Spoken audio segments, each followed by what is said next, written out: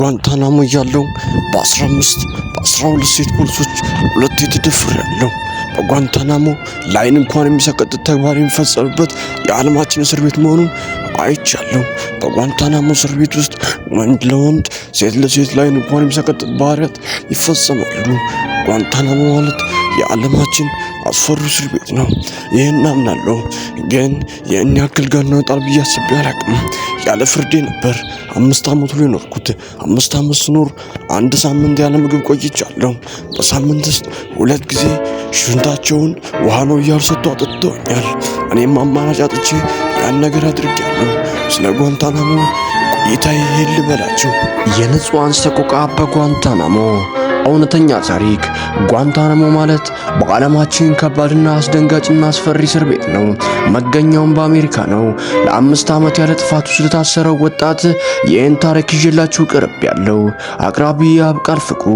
ጥቅምት 3 2011 በኒውዮርኮቹ መንታ ሰማይ ጠቀስ ፎቆችና በፔንታጎን ላይ አሳዛኙ የመስከረም 1 ጥቃት ከደረሰ ጥቂት ሳምንታት በኋላ ሙራድ ኩርናዝ ለቤተሰቦቹ ትንፍሽ ሳይልና ማንም ሳያውቅ ወደ አፍጋኒስታኗ ካርቺ ይጓዛል። ከዚያም በአፍጋኒስታን ከተለያዩ ሃይማኖት ሰዎች ጋር መስጊዶችን ተዘዋውሮ እየጎበኘና ቁርአንን እያጠና ለ2 ወራት ያህል ይቆያል። ጥቅምት 7 2011 አሜሪካ በአፍጋኒስታን ላይ በይፋ ያወጀችው ጦርነት ተጀመረ። ጥቅምት 11 2011 አቃቢ ሕጋውያን በመርማሪዎች በመታገዝ ሙራድ ኩርናዝ ሌሎች 3 ተጠርጣሪዎች ወንጀለኛ ቡድን በመስረት ተንቀሳቅሳቸዋል በሚል በብሬማን ምርመራ ታጣጣፉባቸው።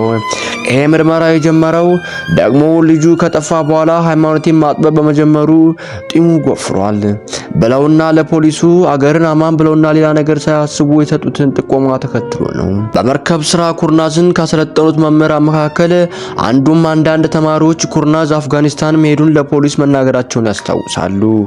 ታህሳስ 1 2001 ፔሽዋራ ወደሚገኘው የአየር ማረፊያ እያመራ ሳለ ኩርናዝ በድንገት በአንድ የፍተሻ ጣቢያ ላይ ታገተ። አሜሪካን የጦር አባላት ተረክበው ወደ አፍጋኒስታን ካንዳሃር እስከሚወስዱ ድረስም ኩርናዝ በፓኪስታን እስር ቤት ለአያሌ ቀናት ሌሎች ቆየ።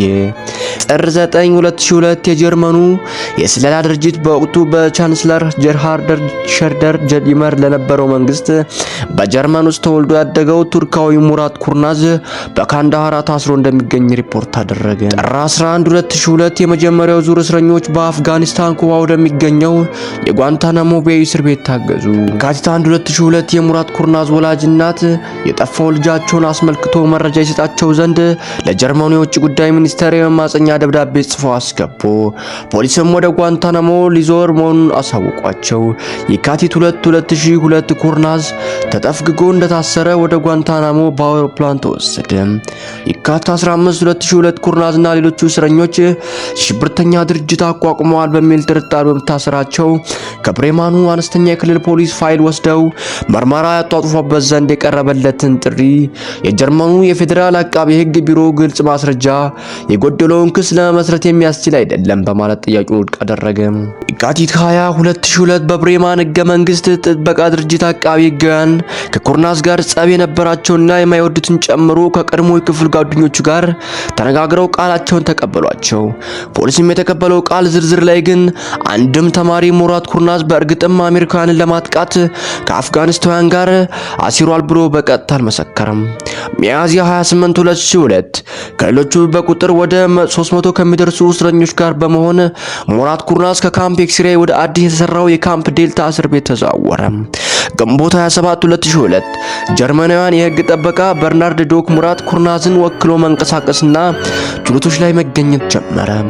መስከረም 23 24 2002 ከጀርመኑ የስለላ ድርጅት የተውጣጡ 2 ባለስልጣናት በሲአይኤ እየታዩ ለ12 ሰዓታት ያህል ሙራድ ኩርናዝን ታስሮ ይገኝበት ወደ ነበረው ጓንታናሞ ድረስ በመሄድ አስጨንቀው መረመሩት። ከዛም ምርመራው በኋላ በ2 ባለስልጣናት አንዱ ባቀረበው ሪፖርት ላይ በአሜሪካቻቸውን ግምትና እምነት መሰረት ከተጠርጣሪዎቹ መካከል በቁጥጥር እጅግ ብዙ የሆኑትና ከሽብርተኛ ተቋማት ኔትወርኮች ጋር ቅርበት የነበራቸዋል ብሏል።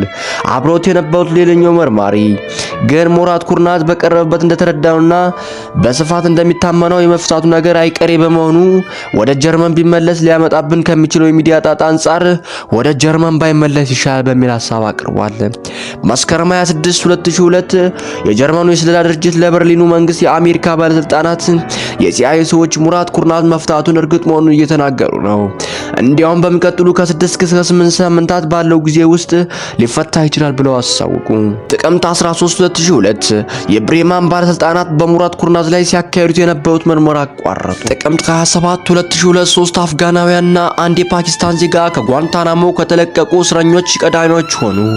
እነዚህ ሁሉ በአንድነት የተለያዩ ዓለም አቀፍ ሚዲያ ተቋማት ብቻቸውን በአስጨናቂ ሁኔታ ከመታሰራቸው ባሻገር በአካላቸው ላይ ድብደባና የተለያዩ አሰቃቂ ነገሮች እንደተፈጸማቸው አጋለጡ። ህዳር 8 2002 ስለ ሳምንታት ያህል ከፈጀ ንግግር በኋላ የፌዴራሉ ህገ መንግስት መካከል ቢሮ የሲአይኤ ኩርናዝ ከተለቀቀ ወደ ጀርመን እንዳይመለስ እንደሚፈልግ ገለጸ።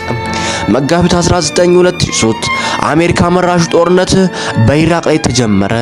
ህዳር 19 2003 የጀርመኑ የውጭ ጉዳይ ሚኒስትር ጆሴፍ ፊሸር በኩርናዝ ጉዳይ ላይ ከአሜሪካ አቻቸው ኮልፔን ፓወር ጋር አንስተው ቢወያዩም ምንም ስምምነት ላይ መድረስ ሳይችሉ ቀርተዋል። በዚህም ሪፖርት ላይ ሙራት ኩርናዝ ከማንኛውም የሽብርተኛ ድርጅት ጋር ግንኙነት እንዳልነበረው የአሜሪካና የጀርመን ባለስልጣናት ያረጋገጡት ገና በጠዋቱ 2003 ነበር የሚል ነገር ሰፍሮ ይገኛል።